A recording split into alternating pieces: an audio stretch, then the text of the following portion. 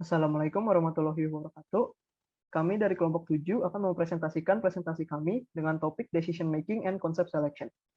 Sebelum itu, kami akan memperkenalkan diri kami terlebih dahulu. Saya Fos Abrial Safa dari Sekolah SMA Negeri 1 Depok. Asal daerah saya dari Kota Depok. Target jurusan saya adalah Teknik Informatika dan hobi saya adalah tidur.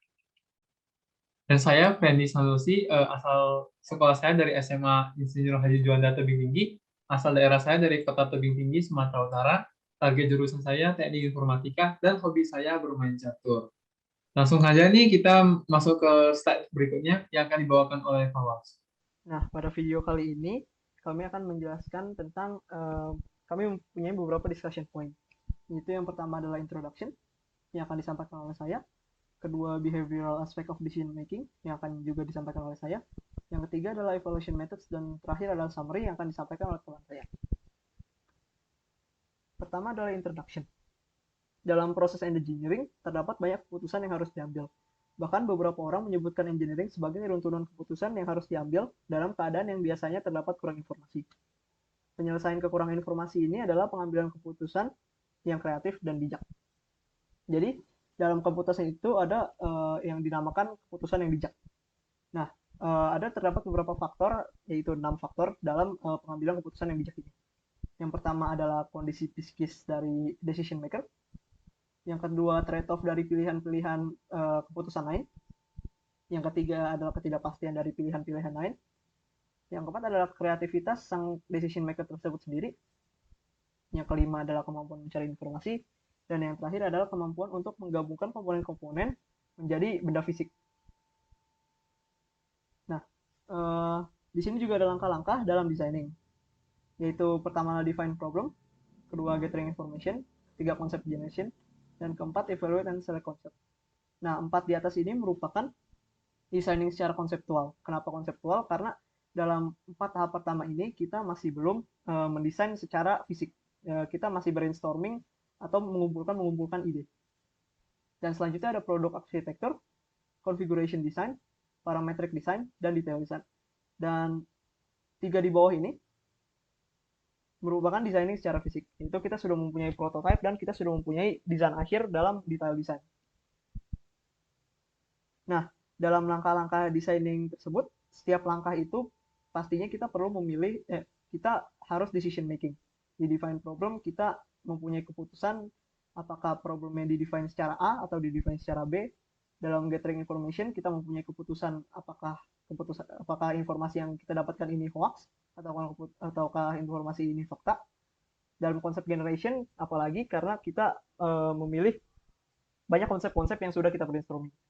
Dan terakhir ada di evaluate and select concept. Nah, ini merupakan tahap di mana decision making itu sangat berpengaruh. Selanjutnya kita masuk ke behavioral aspect of decision making. Perilaku ini atau behavioral aspect ini merupakan pendekatan psikologis yang terjadi pada pemikiran seorang decision maker dalam tim ataupun individu. Biasanya behavioral aspect ini merupakan stres dari decision maker itu sendiri. Stres ini bisa terjadi karena khawatir tentang material loss atau social loss yang dapat terjadi dalam keputusan yang mereka pilih. Jadi mereka stres memikirkan apakah material ini benar atau material ini bagus atau cacat. Dan nanti kalau misalkan cacat, mereka bisa kena reperkusinya secara sosial atau secara material, secara uang. Dan biasanya sumber stres lain adalah mereka sadar kalau reputasi mereka sebagai decision maker yang kompeten itu terkompromi gitu. Jadi misalkan mereka memilih keputusan yang salah, bisa saja mereka reputasi mereka sebagai decision maker akan turun, dan akan dicap jelek oleh orang lain.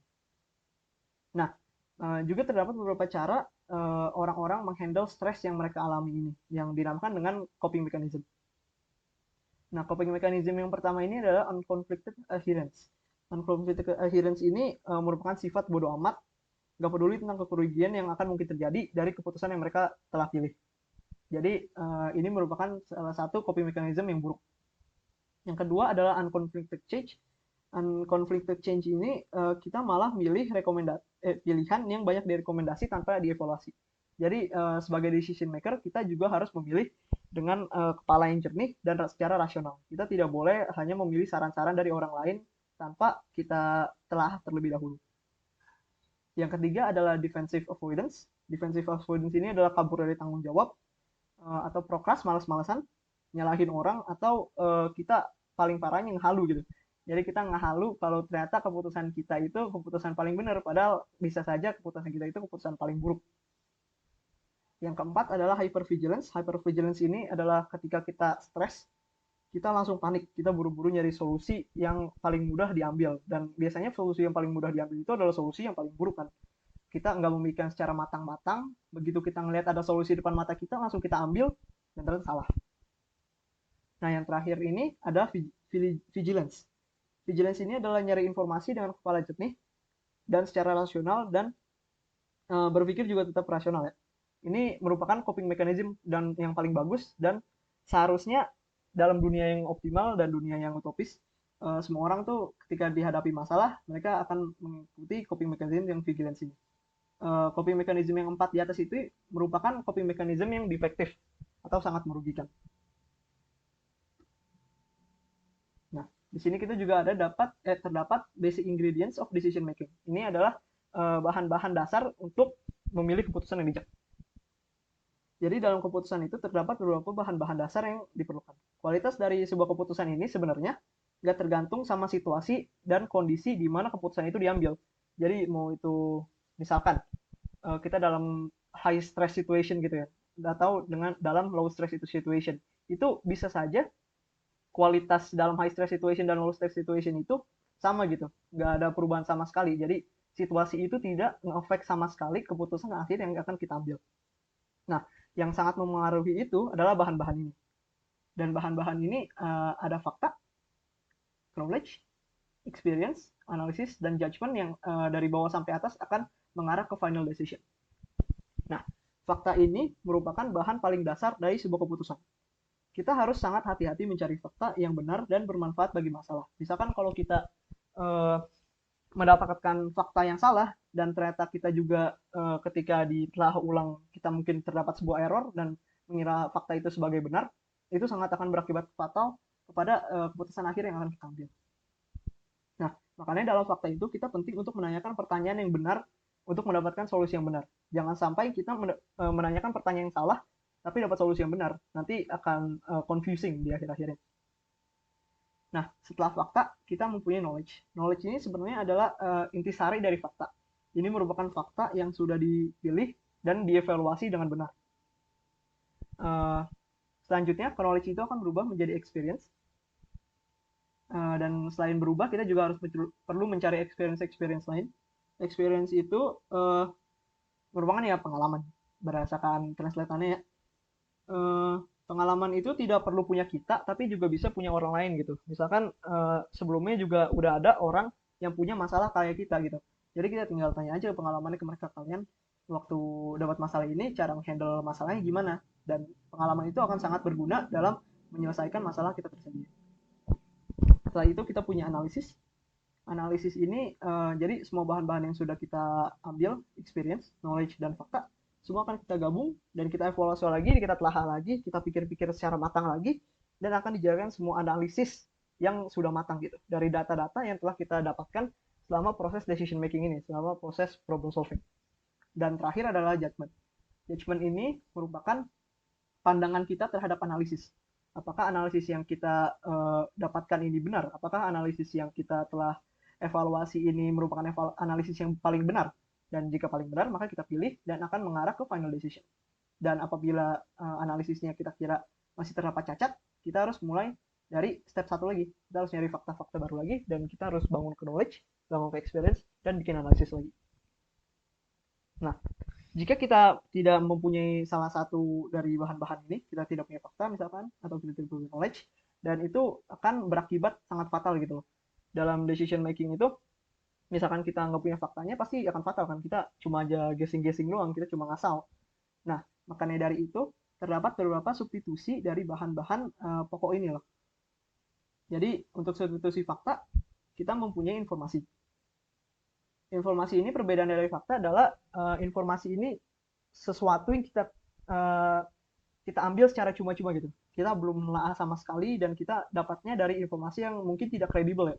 Mungkin ini cuma desas-desus dari orang, mungkin ini cuma informasi yang diberi dari bawahan gitu. Dan informasi ini bisa saja berubah fakta jika kita sudah memverifikasi kredibilitasnya.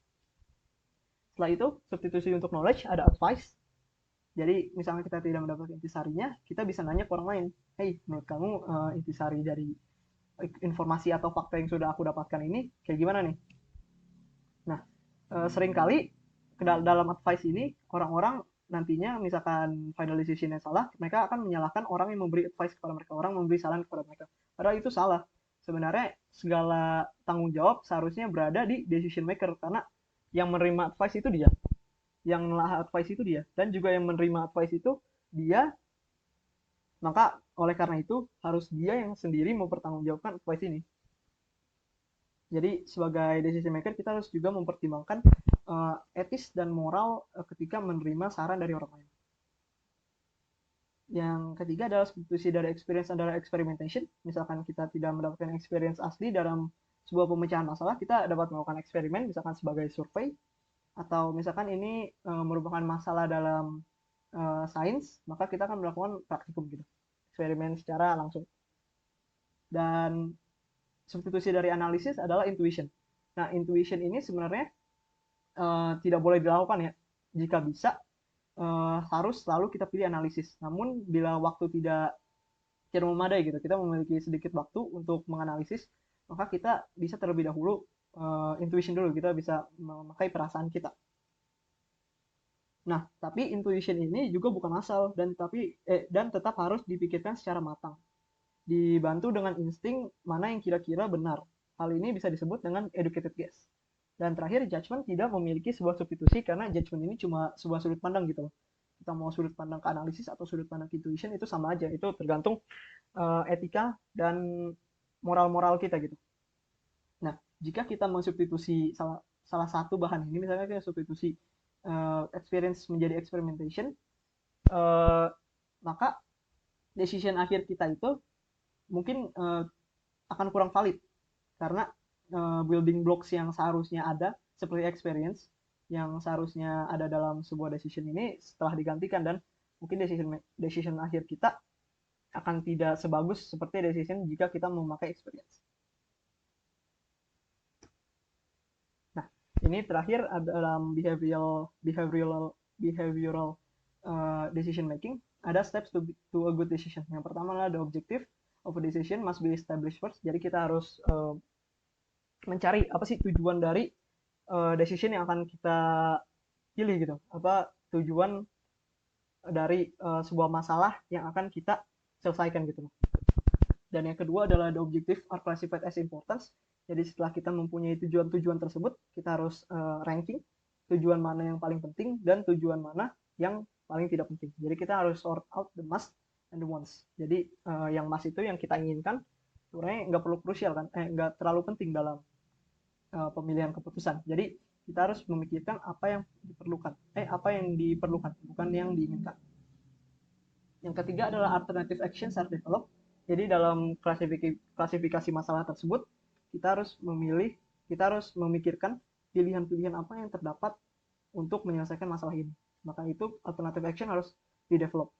Dan yang keempat adalah the alternatives are evaluated against the objectives.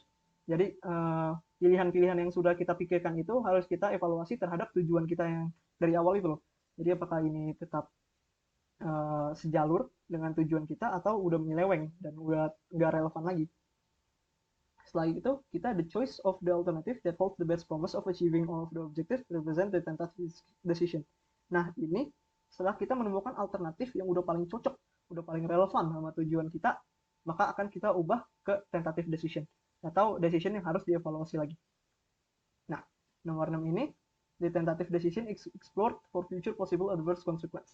Jadi tentative decision itu juga nggak kita langsung ambil secara mentah-mentah gitu. Kita harus mengevaluasi lagi dan kita harus berresearch lagi apakah dia punya reperkusi di masa depan, apakah dia mempunyai konsekuensi di masa depan. Jadi siapa tahu aja ketika kita langsung belak-belakan milih tentative decision, nanti di masa depannya malah lebih buruk gitu daripada kita memikirkan decision yang lain. Nah, yang terakhir adalah the effect of the final decision are controlled by taking other actions to prevent possible adverse consequence from becoming problems and by making sure that the actions decided on are carried out. Jadi, misalkan ada consequence, itu kita harus punya plan B itu. Kita harus punya plan of attack. Jadi misalkan ada consequence, kita tahu apa yang harus kita lakukan supaya konsekuensi itu nggak jadi problem yang besar gitu. Dan jika itu juga menjadi problem, kita harus juga punya plan-plan lain supaya ini tidak menjadi lebih besar-besar. Jadi kita harus punya actions dan actionsnya itu harus dijalankan. Nah, lanjut ke bab selanjutnya adalah decision theory. Decision theory ini adalah mathematical view dari decision making process. Jadi yang tadinya kita cuma secara behavioral aspect, kita mikir apakah decision ini baik secara perasaan kita gitu, secara moral kita dan etika kita. Namun di matematika ada teori yang namanya decision theory dan ini bisa membantu banget dalam memikirkan keputusan-keputusan gitu. Jadi dia ini a set of quantitative methods for reaching the optimal decision.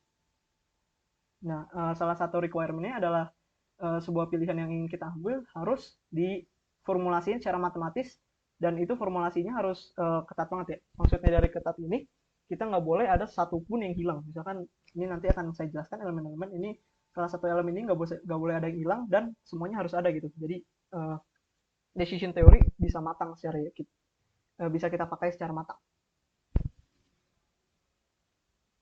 Nah, dalam decision making teori ini, decision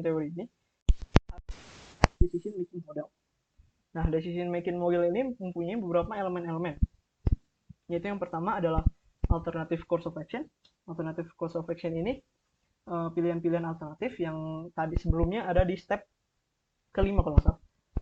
Dan ini misalkan kita mau bikin mobil, kita mau bikin roda mobil, apakah kita bikin dari karet atau dari besi atau dari apa-apa. Nah, itu masuk ke alternative course of action. Nah, yang kedua adalah state of nature. State of nature ini kondisi-kondisi alami yang mungkin aja terjadi ketika kita mendesain gitu. Ketika produk kita launching ke publik dan dipakai oleh mereka.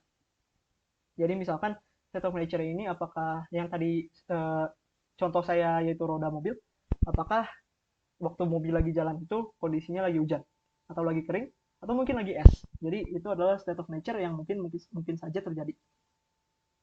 Yang ketiga adalah outcome. Outcome ini adalah hasil dari alternative course of action dan state of nature. Jadi ini dua digabung, hasilnya ada outcome. Misalkan kita roda karet di state of nature es, maka outcome-nya itu akan parah kan. Jadi karetnya gripnya nggak terlalu kuat karena esnya sangat licin gitu loh. Jadi mungkin aja mobilnya rusak atau mobilnya nanti akan terseret gitu. Yang keempat adalah objektif. Objektif ini sama yang seperti dijelaskan pada step of decision making, yaitu apa sih tujuan dari decision maker? Tujuan decision maker ini menggunakan decision theory ini untuk apa? Tujuan akhirnya itu untuk apa? Lalu ada kelima adalah utility. Utility adalah tingkat kepuasan dari decision maker sama tiap outcome-nya. Jadi kita lihat outcome-nya, misalkan outcome tadi mobil yang mungkin akan rusak, maka utility-nya akan tinggi atau rendah tergantung dari skala Anda. Misalkan rendah Anda pilih sebagai Anda nggak terlalu puas, maka utility-nya 0. Dan terakhir adalah state of knowledge. State of knowledge ini probabilitas dari tiap-tiap state of nature terjadi gitu. Jadi mungkin aja hujan akan terjadi 50% setiap mobil berkendara. Kering akan terjadi 30% dan es akan terjadi 20%. Jadi itu state of knowledge. Nah, decision making model ini juga diklasifikasi terhadap 4 bagian ini.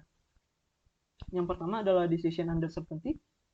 Ini jadi kita tahu tiap action, tiap alternative course of action ini kita tahu outcome-nya pasti akan terjadi. Jadi misalkan kita tahu hujan pasti akan terjadi, es pasti akan terjadi, dan kering pasti akan terjadi. Nah, terus juga ada decision under uncertainty. Ini tiap outcome-nya kita nggak tahu bakal terjadi 100% apa enggak. Jadi kita nggak tahu hujan itu bakal 100% terjadi atau enggak. Jadi di sini kita harus punya kemungkinan di mana tiap state of nature itu terjadi. Ketiga ada decision under risk. Nah, ini lebih ribet lagi karena tiap action bisa saja punya multiple outcome. Tapi tiap state of nature kemungkinannya juga nggak diketahui. Jadi akan sangat sulit untuk mengevaluasi gimana sih pilihan yang paling benar dalam decision under risk. Dan terakhir ada decision under conflict. Decision under conflict ini juga biasa disebut dengan game theory atau teori di mana kita ingin menang dari orang lain gitu. Jadi decision under theory dalam pembahasan kita kali ini itu nggak terlalu cocok gitu, karena ini memilih keputusan ketika kita melawan orang lain, bukan ketika kita misalkan menyelesaikan sebuah masalah atau problem.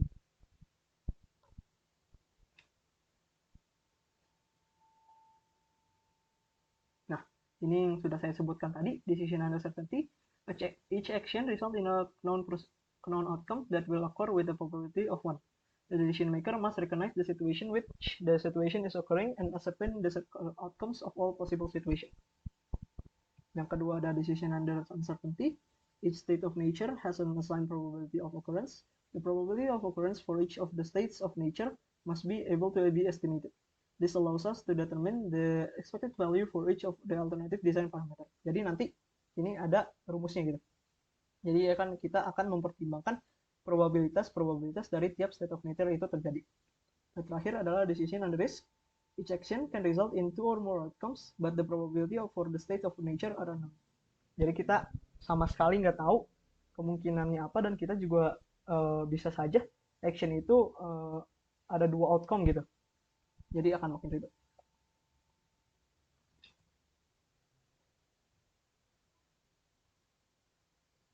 Nah, ini ada example pertama. Misalkan kita mau bikin fender mobil. Fender ini bagian di sini yang di antara bannya itu. Dan kita mau cari material mana yang paling bagus untuk pembuatan fender mobil ini. Jadi di sini kita punya tabel.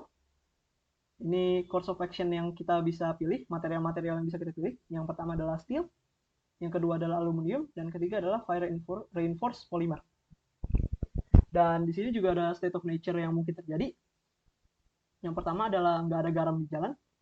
Yang kedua adalah ada garam, tapi sangat rendah konsentrasinya. Dan yang ketiga adalah konsentrasi garam yang sangat tinggi. Nah, di sini kita udah bikin nih outcome-outcome-nya.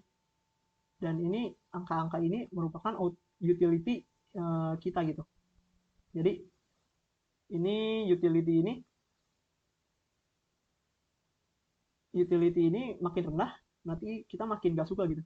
Ini misalkan steel dalam keadaan no salt itu jelek, tapi steel dalam keadaan high salt concentration itu sangat bagus gitu.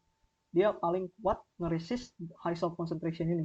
Jadi dalam keadaan high salt concentration yang harus dipilih materialnya adalah steel. Dan juga ke state of nature lain. Ini misalnya state of nature low salt concentration, kita harus milih aluminium. Dan karena dia paling tinggi. Dan untuk state of nature yang nggak ada saltnya, kita harus milih A3 ini, itu polimer.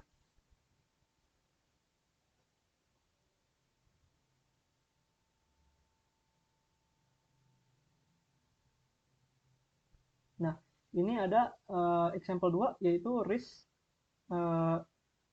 decision making under uncertainty gitu. Jadi kita nggak tahu ini probabilitasnya kapan terjadi. Jadi kalau yang sebelumnya di sini, ini kita udah asumsiin semuanya bakal terjadi gitu ya. Misalkan ada low salt concentration, maka utility untuk steel adalah 1, 3, 5 gitu. Namun di sini kita nggak tahu gitu kapan low salt terjadi, kapan no salt terjadi, dan kapan high salt terjadi. Maka di sini kita punya tabel probabilitas of occurrence no salt mungkin 0,1 atau 10%, high salt setengah kalinya, dan high salt adalah 40%. Nah, ini kita bisa ngitung expected value of each action gitu. Jadi rumusnya adalah summation dari di mana semua utility dan probability of occurrence-nya dikali gitu. Jadi untuk steel berarti 0,1 di mana state 1 dikali utility-nya. Terus 0,5 dikali 4, 0,4 dikali 10.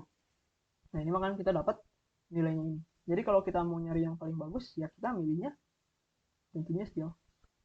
Kami punya utility paling tinggi. Nah, ini yang terakhir juga decision making under risk. Jadi kita nggak tahu state of nature-nya. Jadi kita nggak bisa pakai cara yang tadi. Kita nggak bisa cara matematis ini. Jadi kita punya metode lain untuk menyelesaikan permasalahan ini, yaitu maximax sama maximin rule. Jadi dalam maximin rule ini decision maker pilih alternatif yang meminimalisir kerugian paling maksimum. Jadi kita lihat dari tiap action ini mana state of nature yang punya nilai paling jelek, paling bagus gitu. Paling jelek kan berarti paling tinggi itu paling jelek. Misalkan dalam steel, dalam high salt concentration itu paling jelek, maka kita pilih.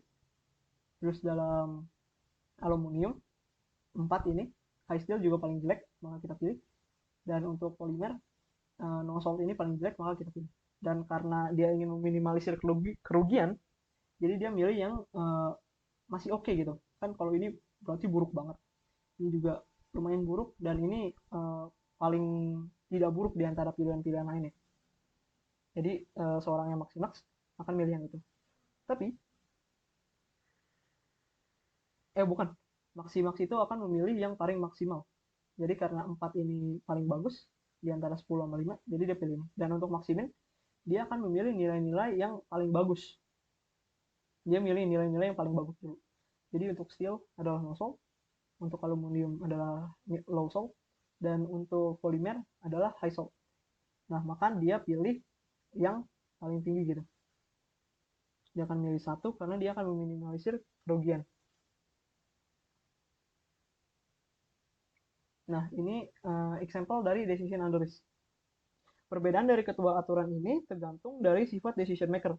Kalau misalkan dia milih maximax, berarti dia lebih suka ngambil resiko dan lebih optimis gitu. Nah, dia nggak peduli kalau dia pun salah pilihan, dia bukan nggak peduli, tapi dia lebih suka milih risk gitu. Dan orang yang milih minimax itu berarti dia lebih pesimis dan menghindari kerugian. Sebenarnya dari kedua metode ini tergantung preference masing-masing decision maker ya. Nggak ada sudut pandang yang lebih baik dari yang lain. Si optimis itu terlalu optimis, jadi mungkin aja dia bisa rugi bandar. Dan si pesimis ini pesimis banget. Jadi bisa aja dia nggak untung sama sekali gitu. Jadi kita bisa menggabungin kedua sudut pandang ini dengan memakai indeks optimisme. Nah, indeks optimisme ini bisa kita pakai untuk menghitung tabel seperti ini. Jadi kita optimis 0,3 yang satu. Ini pandang optimistik yaitu maximax, dan ini pesimistik yaitu minimax. Terus kita kali dengan indeks kita, misalkan kita milih indeks 0,3, berarti kita nggak terlalu optimis kan ya, kita lebih ke pesimis, makanya itu bisa dikali kayak gini. Maka pilihan yang harus kita pilih adalah aluminium, karena ini yang paling utility-nya paling rendah dan yang paling kita sukai. Nah, lalu ada utility theory. Ini sebenarnya merupakan decision theory yang lebih kompleks gitu. Ini yang lebih memikirkan utility atau kepuasan sebuah decision maker. Jadi ini bakal lebih banyak resiko-resiko yang harus diambil dan resiko-resiko yang harus tidak diambil gitu. Jadi dalam utility theory ini ada beberapa keyword-keyword yang harus kita mengerti. Yang pertama adalah value. Value is an attribute of an alternative that is implied by choice. Jadi misalkan A dipilih daripada B, ya berarti A value-nya itu lebih tinggi daripada B. Jadi ini masih masuk logika ya. Yang kedua adalah preference. Preference ini adalah statement of relative value in the eyes of the decision maker. Preference ini tergantung decision maker, kayak yang tadi, misalkan dia optimis atau pesimis. Jadi ini bersifat sangat subjektif gitu. Yang ketiga adalah utility. Utility ini pengukuran gimana orang puas dari sesuatu itu, puas dari pilihan-pilihan yang dipilih. Dan terakhir adalah marginal utility. A key concept of utility theory is the understanding of the nature of what is gained by added one more unit to the amount already possessed. Jadi ini utility secara marginal. Nah, biasanya dalam utility theory ini kita ngekonsepinnya itu pakai sebuah fungsi, yaitu fungsi UX yang mengukur tingkat kepuasan kita gitu.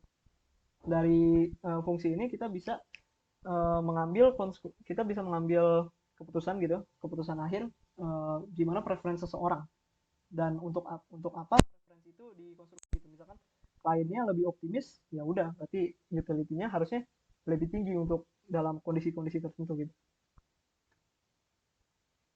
Nah, ini ada example pertama. Example pertama ini ada sebuah company A, dia ngasih kontrak ke company B dengan kontraknya itu isinya gini gitu. Jadi dalam kontrak satu, dia bisa saja mendapatkan uang $100.000 dengan probability 60%, dia bisa saja dapat $15 dengan probability 10%, atau dia bisa saja rugi $40.000 dengan probability 30%. Dan dalam kontrak 2, dia bisa saja untung $60 dengan $60.000 dengan probability 50%, dia bisa untung $30 dengan probability 30%, dan dia bisa rugi $10.000 dengan probability 20%. Nah, ini kita masuk ke salah satu fungsi pertama, tapi ini juga belum fungsi utility. Ini namanya expected value. Jadi cara menghitungnya adalah kita memasukkan value-value yang sudah kita dapatkan. Kalau di sini value dalam bentuk uang, yaitu 10.000, 15.000, 40.000, kita kalikan dengan masing-masing kemungkinannya, dan kita akan mendapatkan expected value dari pemilih kontrak 1 ini berapa gitu. Dan ternyata expected value-nya adalah $62.000. Dan untuk kontrak 2 adalah $37.000. Jadi dalam expected value analysis ini, kita harus mengambil kontrak 1 karena dia bakal ngasilin kita lebih banyak uang gitu. Kemungkinan ngasilin kita lebih banyak uangnya itu lebih besar daripada kontrak 2. Itu yang dimaksud dengan expected value analysis. Nah, tapi dalam expected value analysis ini kita nggak akan selalu tahu probability di mana kita akan mendapatkan tiap-tiap uang ini loh. Kita nggak tahu, misalkan 100.000 siapa tahu aja bisa aja 0,1% kan, dan 40.000-nya bisa aja 50% lebih tinggi. Nah, makanya itu kita perlu suatu fungsi lain, yaitu expected utility analysis. Nah, jadi expected utility analysis ini yaitu pandangan sebuah decision maker terhadap risiko yang akan diambil. Jadi ini, kita ranking utility 0 itu utility yang paling banget kita nggak boleh ambil, dan untuk dapat uang 100.000 yang harus banget kita ambil. Nah, ini caranya itu adalah kita ranking dulu uang-uang yang mungkin akan kita dapat. Ini kan kita menambahkan 0, dan 0 ini merepresentasikan kita nggak ngambil kontrak manapun. Kita nggak ngambil kontrak 1 dan kita nggak ngambil kontrak 2. Nah, setelah kita ranking, yang paling atas harus kita jadikan utility rankingnya itu paling tinggi. Dalam kasus ini 1. Dan yang paling rendah itu utility-nya itu harus paling rendah. Ya, dalam kasus ini 0. Nah, ini akan berguna dalam example lain, example ini. Nah, misalkan dalam question 1 kita ditanya, kita mau dapat 60.000 secara langsung tanpa secara probabilitas, atau kita mau nge-chance 75% untuk dapatin 100.000 atau 25% untuk bilang 40.000. Nah, decision maker dalam pertanyaan ini dia bakal milih A karena B itu terlalu risky loh. Dia punya aja seperempat kesempatan untuk bilang 40.000 gitu tanpa gaining anything. Jadi dia akan lebih milih yang A. Dan untuk question 2, misalkan probabilitasnya kita ganti untuk B yaitu 95%. Nah, pasti dia akan milih B dengan kemungkinan-kemungkinan itu, karena ya kalaupun kalah dia cuma 5% gitu kemungkinan kalahnya. Jadi lebih tinggi 95% ini. Dalam question 3 kita dia dikasih 60.000 secara langsung atau 90% dapat 100.000 dan 10% untuk kalah 40.000. Nah, dia kalau dalam situasi kayak gini dia bakal milih yang mana aja gitu, karena secara expected value analisisnya ya ini sama aja. Misalkan 90.000 kali 100%, 90% kali 40.000, 4.000 kan, jadi 90.000 atau 60.000. Ini mending milih yang mana aja gitu, karena nggak terlalu rugi-rugi juga. Nah, ini sebenarnya kita bisa dukung dengan expected utility analysis loh. Jadi kita untuk U yang B ini 0,9 dikali utility 1% kan, terus dikurang 0,1 dikali utility untuk 40.000, maka kita dapat expected utility analisisnya adalah 0,9. Itu cukup tinggi. Dan kalau misalkan decision maker menggunakan expected utility analysis, dia akan memilih B karena dia setelah melihat expected value-nya, kita juga melihat expected utility-nya, dan keduanya sama tinggi, maka dia akan lebih memilih B daripada A. Nah, terakhir ada decision tree. Nah, decision tree ini sangat berguna untuk memikirkan roadmap suatu perusahaan ke depannya. Nah, misalkan ini adalah company dari sebuah teknologi, misalkan kita sebut saja Apple. Apple akan merilis new product. Misalkan dia bakal ngeluarin iPhone 66. Nah, pada timeline ini dia akan mulai dari waktu nol gitu, waktu dia mulai research. Jadi dia perlu 4 miliar dolar untuk research, 4 juta dolar untuk research, dan research ini bisa saja sukses dan bisa saja gagal. Tiap branch sukses gagal ini kita harus punya probabilitasnya, dan probabilitasnya itu mungkin nggak terlalu jelas, jadi kita bisa melihat kasus-kasus sebelumnya. Misalkan kita bisa melihat rilis Apple ketika dia ngerilis iPhone 6, dia lebih suksesnya itu lebih tinggi nggak ketimbang failure-nya, dia research-nya itu lancar atau enggak, dan itu bisa jadi pertimbangan untuk bikin decision tree ke depannya. Misalkan dia sukses dengan probabilitas 0,5, oh ini 50-50 ya untuk sukses dan failure-nya. Misalkan dia sukses, dan pilihan selanjutnya dia harus milih bisakah dia introduce project, produk, atau abandon project. Jadi bisa aja dia ngeluarin produk dia, ngeluarin iPhone 66 ke publik, atau bisa aja ya ditinggal aja gitu. Dan misalkan ditinggal, dia nggak bakal ngasilin uang sama sekali dan bahkan akan rugi 4 juta dolar kan, karena dia harus udah nge-research duluan. Nah, tapi kalau dia nge-introduce ke publik, dia bisa mengalami high sell, medium sell, dan low sell. Dan ini tiap sell ini dia mempunyai probabilitas kemungkinan akan terjadinya gitu. Jadi di sini akan paling sering medium sell, dan ini juga didapetin probabilitasnya bisa ngeliat ke market-market sebelumnya, bisa ngeliat ke research sebelumnya, ke produk-produk sebelumnya.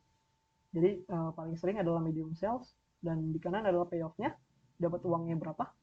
Misalkan untuk hasil dapat 1,8 juta dolar, medium 1 juta dolar, dan long sale 0,4 juta dolar gitu. Nah, itu untuk branch kedua.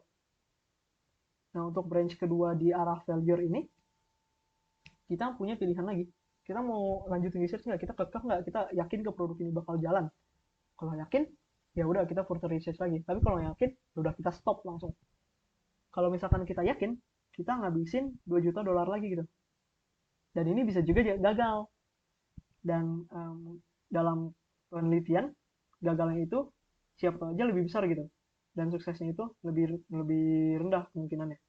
Ini, tapi misalkan dia sukses, terus berarti dia introduksinya itu bakal terlambat kan. Dan mungkin dalam keterlambatan itu beberapa perusahaan lain kompetitornya ngerilis produk-produk yang agak mirip gitu kan. Biasanya kalau kita lihat dalam tech company, produk-produk mereka nggak jauh beda kan. Misalkan Apple ngeluarin fitur baru, pasti nggak jauh lama Android ngeluarin fitur baru. Jadi dalam dunia teknologi apalagi itu sangat fatal gitu kita ngintroduce produk kita secara terlambat. Tapi tetap aja kita introduce, dan kita bisa menemukan high sell, medium sell, dan low sell sama seperti atas, tapi dengan payoff dikurangin karena kompetitor pasti sudah mengeluarkan produk yang sama duluan gitu. Dan kemungkinan ini juga lebih mungkin kita mendapatkan medium dan low sell. Tapi ada juga step selain kita kenalin, ya udah kita abandon aja gitu, kita tinggalin aja, dan itu payoffnya akan nol, dan ketiga juga payoffnya akan nol. Nah, lalu untuk semua ini kita hitung expected value analysisnya. Untuk yang atas ini 1,8 dikali 0,3, 1 dikali 0,5, 0,4 dikali 0,2. Jadi nanti kita kemungkinan expected value analisisnya itu kita akan mendapatkan 1,12 juta dolar.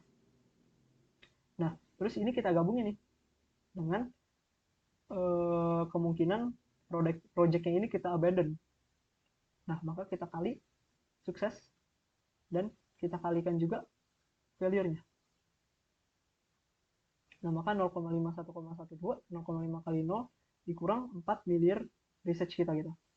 Maka kita akan merugi gitu kalau sebenarnya kita kenalin dan kita introduce-nya tepat waktu, kita juga tetap merugi. Kita nggak bakal dapat untung dari penjualan produk ini. Nah, untuk branch yang ini, kita hitung 0,1 dikali 1,4, 0,5 kali 0,8, 0,4 dikali 0,3, dan kita akan mendapatkan 0,66 juta dolar. Terus kita hitung lagi dengan kemungkinan kita gagalnya, kemungkinan gagalnya adalah 0,7, dan ini harusnya ada minus tapi tertinggal, jadi kita akan rugi 1,8 juta gitu. Jadi di antara kedua pilihan ini, mendingan kita nggak usah nge-research aja sama sekali, kita nggak usah ngerugi, kita mending bikin produk lain yang mungkin akan lebih untung. Jadi dalam kedua kasus, cost-nya itu sangat ketimpangan gitu dibandingkan keuntungan yang bakal didapat. Jadi kita akan merugi secara finansial gitu. Jadi slide selanjutnya akan dijelaskan oleh teman saya, Randy. Selanjutnya kita akan bahas mengenai metode evaluasi. Metode evaluasi ini ada kaitannya dengan pembahasan bab 6 yang telah dibahas oleh kelompok 6 sebelumnya, yaitu mengenai konsep generasi. Dan singkatnya itu, di konsep generasi ini ada terjadi proses dekomposisi permasalahan. Setelah itu kita akan mengeksplor ide-ide yang ada sehingga memperoleh suatu susunan yang sistematika. Lalu tinggal kita evaluasi aja melalui berbagai cara. Ada yang namanya kriteria absolut, go-no-go screening, dan kriteria relatif yang akan kita bahas nantinya. Dan dari sana akan diperoleh suatu konsep yang terbaik. Yang pertama kita akan bahas mengenai perbandingan berdasarkan kriteria absolut. Nah, perbandingan ini dibedakan menjadi 3. Yang pertama adalah evaluasi berdasarkan penilaian kelayakan desain. Nah, dalam konsep ini harus memiliki salah satu dari kategori ini. Yang pertama itu adalah mengapa itu tidak layak? Mengapa itu tidak akan pernah berhasil? Kalaupun memang tidak layak, apakah konsep tersebut menghasilkan insight baru terhadap permasalahan? Yang kedua adalah it is conditional. Itu hanya bekerja jika ada sesuatu yang sedang terjadi. Konsep ini biasanya lebih ke tujuan menambah nilai terhadap suatu produk yang ada di pasar. Dan yang terakhir itu look as if it will work. Pandanglah hal tersebut akan berhasil. Nah, biasanya konsep ini untuk hal yang bersifat jangka panjang. Dan selanjutnya adalah evaluasi berdasarkan penilaian kesiapan teknologi. Teknologi yang digunakan saat mendesain produk harus sudah siap digunakan tanpa melakukan penelitian lebih lanjut. Jadi udah ready gitu ya teknologinya. Nah, ada beberapa indikator kesiapan, yaitu dapatkah teknologi ini digunakan dengan proses yang sudah ada tanpa melakukan penelitian lebih lanjut. Lalu, apakah parameter-parameter fungsi teknologi tersebut sudah dikenali atau belum? Lalu, apakah batas operasi yang aman dan tingkat kesensitivitasnya teknologi tersebut sudah diketahui atau belum? Apakah kegagalan teknologi tersebut sudah diketahui? Dan apakah ada perangkat keras yang memberikan jawaban dari keempat pertanyaan yang tadi? Nah, itu ada beberapa indikator yang harus kita perhatikan dalam melakukan suatu evaluasi. Dan yang terakhir itu adalah evaluasi berdasarkan penyaringan go-no-go terhadap kebutuhan masyarakat. Nah, setelah kita melakukan kedua tahap tadi di awal ya, kita harus mengaitkannya dengan sebuah pertanyaan. Apakah pertanyaan tersebut yang telah kita kaitkan itu bisa dijawab atau go, atau mungkin bisa dijawab maybe, atau tidak bisa dijawab sama sekali, no go. Ya. Lalu ada yang kedua itu namanya metode PAL. Nah, metode PAL ini ada sedikit beberapa step dalam melakukan metode ini ya. Yang pertama itu adalah memilih kriteria dari konsep yang akan dievaluasi. Setelah kita memilih kriteria tersebut, kita akan membuat decision matrix. Decision matrix ini kira-kira nanti pas kita membuat matrix itu, judul barisnya itu adalah sebagai kriteria dan judul kolomnya itu adalah sebagai konsep. Lalu pastikan konsep desain. Konsep desain. Lalu kita pilih datum konsep datum. Lalu kita akan jalankan matriksnya. Nah, apabila nanti matriksnya itu sudah dijalankan ya, sudah diprogram itu, nilai positif yang kita berikan di matriks itu adalah untuk better ya, yang hal yang baik. Tanda kurang itu untuk yang kira-kira buruk, dan tanda sama dengan itu untuk netral, di antara better dan worse. Setelah itu kita akan evaluasi ratingnya, kita hitung ya rating yang sudah ada, lalu kita akan membuat datum baru dan jalankan matriksnya kembali. Kenapa harus kita buat datum baru? Karena tujuannya itu supaya kita memiliki insight yang baru dalam membuat keputusan. Jadi nggak cuma sekali jalan doang. Biasanya cara ini digunakan ketika kita memiliki konsep yang ratingnya itu tinggi. Kalau ratingnya tinggi itu berarti kan hampir setiap orang itu punya pemikiran yang sama, punya ide yang sama. Nah, Maka dari itu kita akan mencoba membuat datum yang baru, supaya mana tahu, dengan datum yang baru dan, datum yang tadi kita sudah evaluasi ratingnya itu, eee, kalau ratingnya itu bisa bergeser, misalnya rating yang tadi udah tinggi, tiba-tiba bergeser ke agak lebih rendah itu, nah kita bisa mempertimbangkan, datum baru yang tadi ini.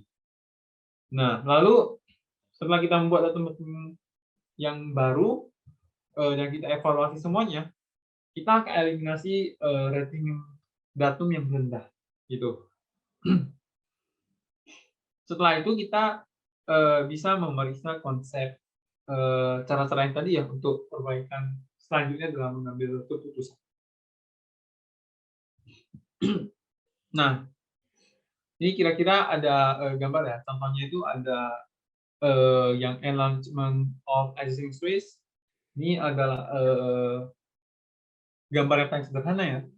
Lalu kita, inovasi juga ya, ada multiple switch design-nya, ada tombol pencetnya gitu.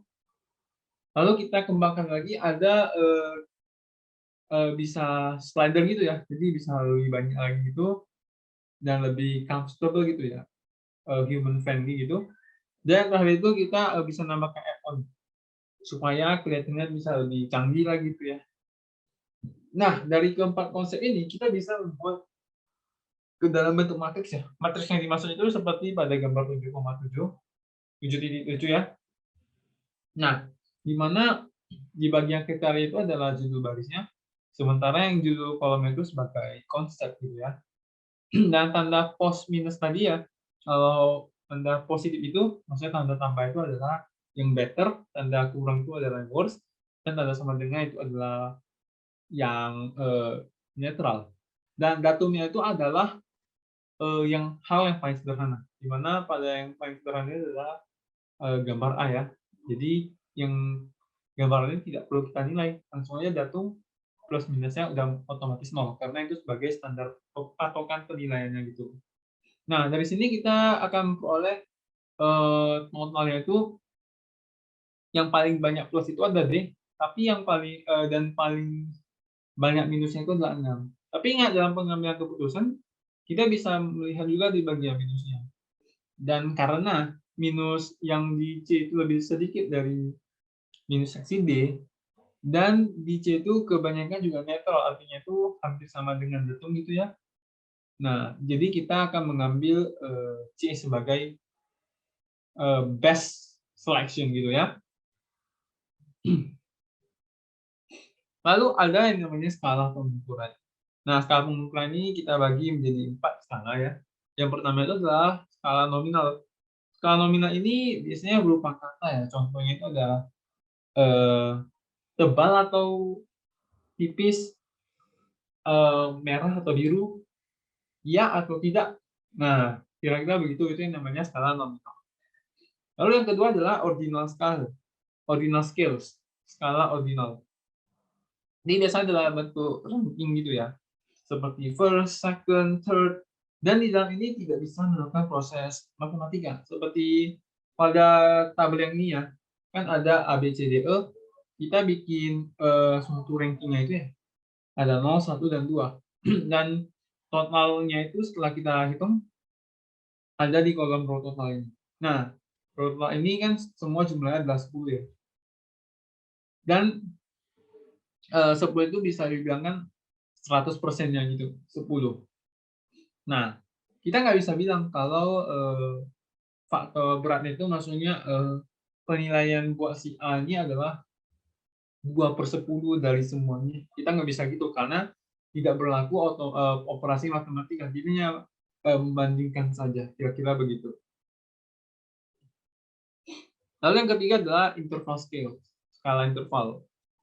Ini, cara itu adalah menguatkan dalam bentuk skala, bisa dari terburuk hingga yang terbaik gitu ya. Contoh pada gambar ini, eee, kita mengurutkan, jadi yang paling buruk itu bisa dari C, E, lalu, di angka 7 ini bisa A ya, berarti kan 7 sama 3, A sama E itu kan rentangnya jauh sekali gitu ya. Jadi kayak, A itu memiliki kualitas yang lebih baik jauh lebih baik dari E gitu. dan di skala 9, 10 kita ada D dan B. Kira-kira demikian. Nah, dari sini kita bisa lihat juga meskipun A yang 7, tapi ada yang lebih tinggi lagi. Sehingga kalau dibandingkan A itu bisa lebih buruk daripada D. Gitu kira-kira untuk interval scale. Lalu yang keempat adalah ratio scale, skala rasio. Ini berupa angka dan kita bisa melakukan operasi matematika. Contohnya itu kayak misal berapa kali kamu menonton TV. Nah, itu kan ada pilihannya kayak 1-2 jam, 2-3 jam, atau lebih dari 3 jam. Nah, itu yang dimaksud dengan ratio scales. Nah, ini sekilas kembali kita review kembali mengenai measurement scales ya, skala pengukuran ada 4. Yang pertama itu adalah nominal scales. Itu contohnya kayak ada pada gambar ya. Kita mau milih barang A atau barang B. Lalu ada ordinal scales. Di sini kita nggak bisa mengaplikasikan operasi matematika. Nah, contohnya ini kayak satisfaction ya, tingkat kepuasan. Nah, itu termasuk ordinal scale. Lalu yang ketiga itu interval scale, kayak yang biasa di Google Form itu ya. Biasa kita buat survei. Nah, itu kan kita ada bikin ratingnya gitu. Atau pas kita praktikum, ada pembuat kayak rating dari aspaknya gimana. Nah, itu termasuk interval scales. Dan yang terakhir itu adalah ratio scale. Contohnya, berapa banyak hamburger yang telah kamu makan? 1-2, 2-3, atau 4-5, atau lebih dari 5. Nah, itu termasuk ratio scales. Lalu ada juga yang namanya weighted decision matrix. Nah, ini adalah metode untuk mengevaluasi konsep dengan cara membuat ranking kriteria desain dengan weighting factor, ya, faktor berat, dan menghitung nilainya. Caranya ini kita bisa menggunakan rumus seperti yang ini ya, ada sigma W itu sama dengan 1,0 ya, 1. Nah, bisa juga kita konversi langsung ke bentuk persen, jadi 100%, jadi itu bisa juga. Dan range dari W ini hanya 0-1. Ya, karena totalnya itu harus sama dengan 1 atau 100%. Gitu. Nah, contohnya kita bisa juga bikin weighted decision ini seperti pada tabel ini ya. Jadi kayak kita bisa mulai ya, kalau misalkan kita bisanya 5 point scale aja ya udah, misalnya dari 0-4 kita deskripsikan inadequate, weak, satisfactory, good, atau excellent. Tapi kalau kita bisa membuatnya jadi 11 point scale, nah kita bisa lagi deskripsi satu persatu lagi. Jadi lebih detail gitu ya. Itu salah satu alternatifnya gitu ya. Nah, lalu ada juga sistematika metode yang bisa kita gunakan untuk menentukan faktor berat tadi, weighting factor tadi. Yaitu yang pertama itu dengan direct assignment. Direct assignment ini itu adalah kayak pembuatan kata-katanya gitu. Ada clean hook, quality in service, cost. Nah, dan kita menentukan angka-angkanya seperti ini ya. Cost ini kan 0,6 dan quality service ini 0,4. Dan penjumlahan 0,6 dan 0,4 itu atau 60%, 40% itu harus sama dengan 100%. Kira-kira gitu. Dan penentuan ini ya kita menentukan sendiri aja gitu. Contoh pada gambar ini kan kita lebih ingin memperhatikan cost daripada quality-nya. Nah, kita bisa buat perbandingan itu 0,6 dengan 0,4. 60% atau 0,4%. Nah, dan ingat ya, weighting factor ini harus kalau ditotal itu harus sama dengan 100%. 1. Seperti pada tabel ini ya, weighting factor ini kalau kita jumlahkan, ini hasilnya harus sama dengan 1. Ya. Nah, lalu yang kedua itu objective tree. Setelah kita buat direct assignment itu, kita bisa buat cabang-cabang pohonnya gitu. Contohnya pada cost ini ada cost-cost yang lain, yang quality kita bisa memandang durability, reliability, time to produce. Nah, dan jumlahnya ini juga harus sama dengan 1 ya. Oke.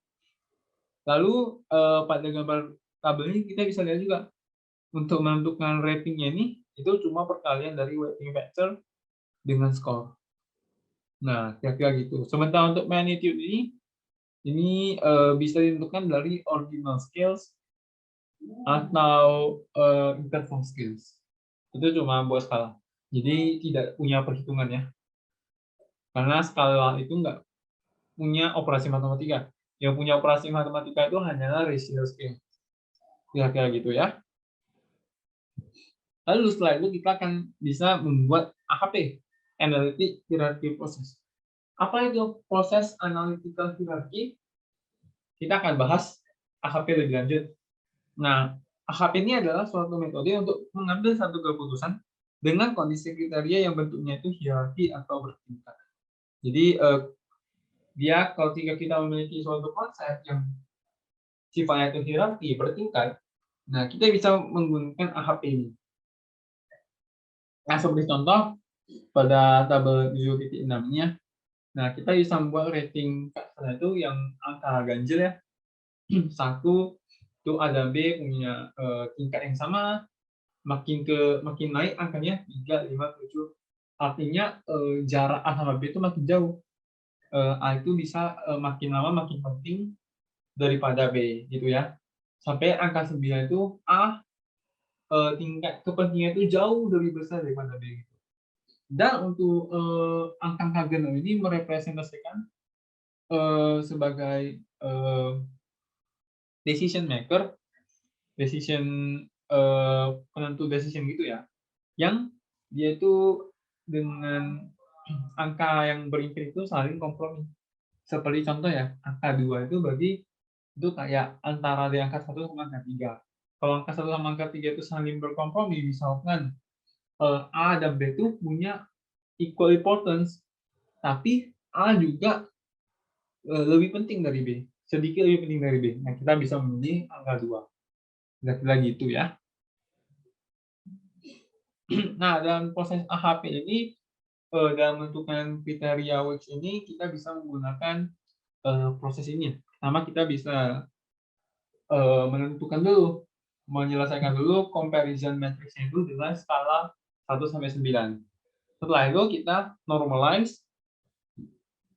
normalisasi data tersebut, lalu kita hitung rata-rata tiap baris. Setelah itu kita bisa menghitung konsistensi check-nya itu. Nah, seperti contoh pada tabel ini ya. Nah, pertama kita bikin di kriteria comparison, kita bikin rating-ratingnya itu. Nah, lalu kita jumlahkan ya. Setelah itu kita normalisasi. Biasanya ini kita menggunakan Excel. Ya, normalisasi ini ada juga ya, bisa di matematika gitu ya.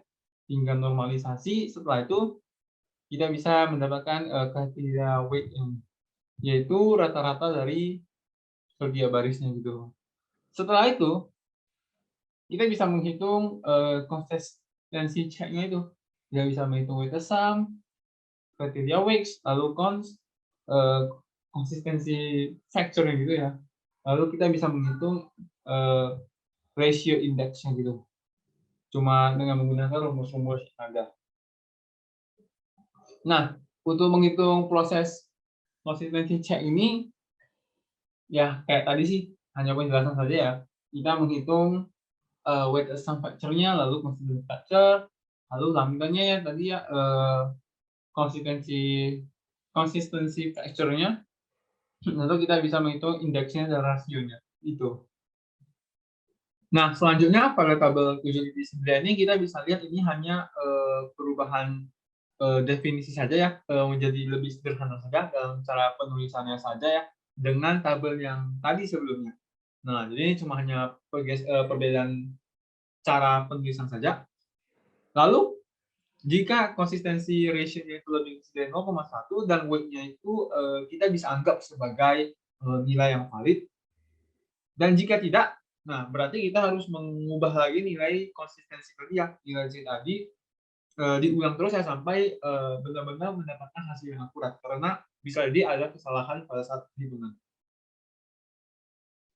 Nah, ada juga beberapa langkah untuk menentukan best of design alternative. Ya, alternatif desain terbaik itu yang pertama kita bisa mengompos ya final rating matrix-nya itu. Misalkan nih kita punya matriks konsep tadi itu 6 kali 3. Nah, itu kita bisa mendeskripsikannya sebagai alternatif desainnya untuk tiap kategori, tiap kriteria yang ada. Jadi ada 3 alternatif desainnya. Lalu kita bisa mengkalkulasikan matriks tadi, final rating matrix tadi, tapi ditranspose. Jadi yang dari 6 kali 3 matriks menjadi matriks 3 kali 6. Nah, lalu kita bisa kalikan dengan 6 kali 1 ya. 6 kali 1 matriks yang akan menghasilkan sebuah pola matriks, dan itu kita sebut sebagai alternatif value-nya. Setelah itu, kita bisa tinggal memilih aja rating tertinggi dari matriks yang ada untuk dari tiap elemen. Dan itu yang akan kita pilih sebagai best of design alternative. Oke, sebagai summary dari semua pembicaraan kami tadi, semuanya itu berawal dari pengoleksian atau pengumpulan ide. Yang mana pengumpulan ide ini kita proses dulu di concept generation yang telah dibahas di bab 6 tadi oleh kelompok yang lain.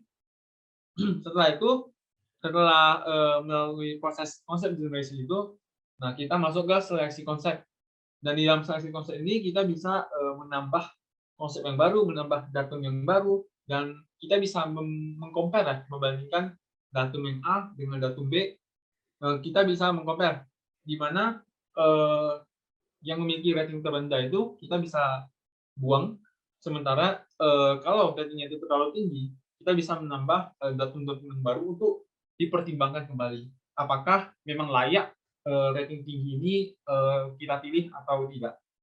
Nah, setelah itu melalui proses yang ada, nah kita bisa memilih best konsep yang kita temui. Oke, sekian presentasi dari kelompok 7. Kurang lebihnya mohon maaf. Terima kasih.